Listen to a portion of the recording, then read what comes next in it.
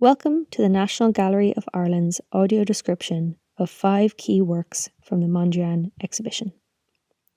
Each work will be described in detail. If you would like to know more about the overall history of Piet Mondrian, 1872 to 1944, and his career, you can visit the gallery's website. This first work, The Gyn, Trees Along the Water, is one of his more naturalistic landscapes. It is a rectangular oil on canvas measuring approximately 73 centimetres across by 53 centimetres down. The overall atmosphere of the painting has a soft, low light. The brushwork appears unfinished and fast at first. However, there are several layers of paint on the canvas. You can still see the texture of the canvas itself through the paint. The overall composition of the painting is broken into 3 horizontal parts, which we will look at from the top of the canvas down. The top part is predominantly blue skies with pink, white and grey clouds. The middle portion consists of 11 tall trees, which slightly trail off into the distance on the left. They have thin, spindly trunks. Most of them appear to be one stroke of a brush. The leaves and branches are undefined and all blur into one another. On the left, there are 2 smaller trees with shorter trunks and round, bushy branches. These appear to be in the distance. All the trees stand on a bright green embankment of grass that runs the length of the painting. The lowest third of the canvas is the reflection of the embankment, trees and sky in a very still river, most likely the Gyn. Our next work is Mill at Domburg. This oil painting is actually on cardboard rather than canvas. It therefore has a smoother surface than the previous work. It measures approximately 76 centimetres by 63 centimetres. Like the previous work, this has a rough, unfinished appearance, while having several layers of paint.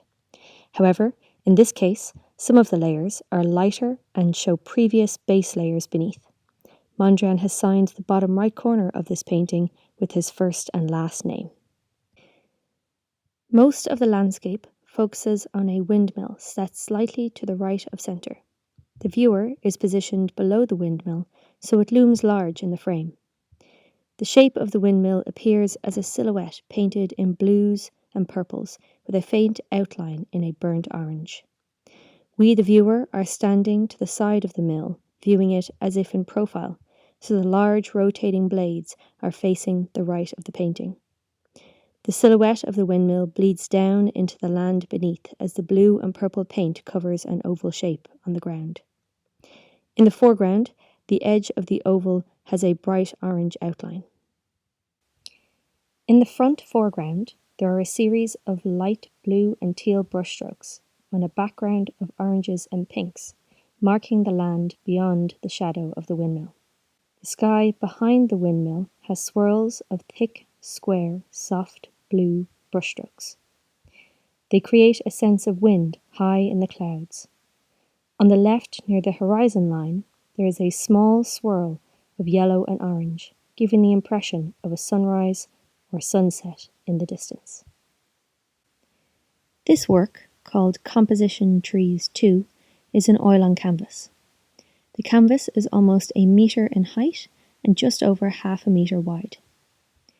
This work is a step closer to Mondrian's more well-known abstract works.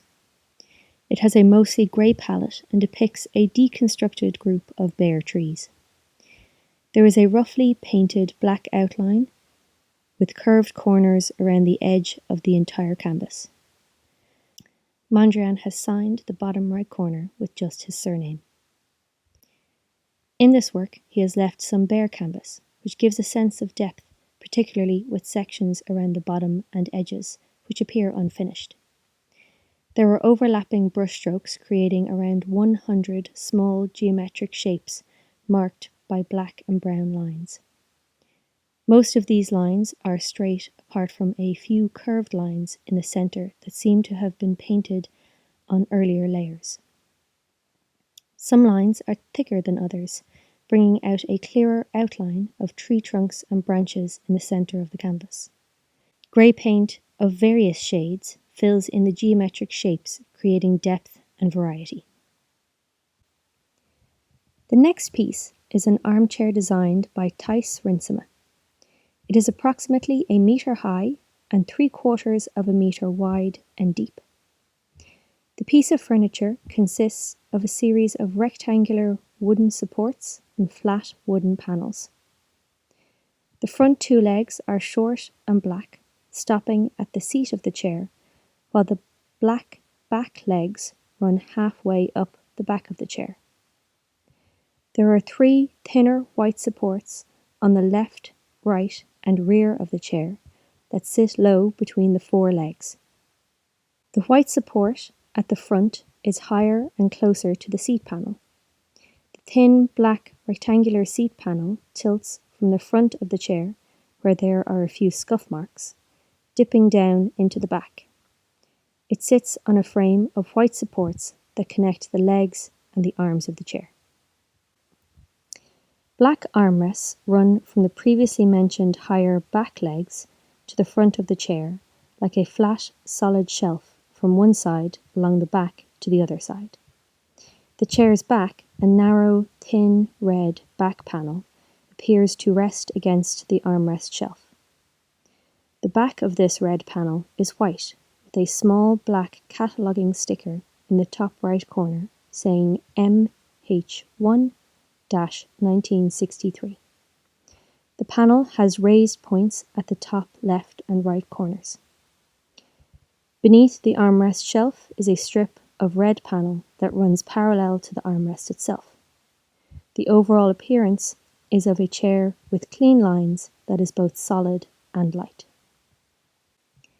The overall composition of this final work, composition with red, black, yellow, blue and grey, consists of 19 squares and rectangles filling the canvas.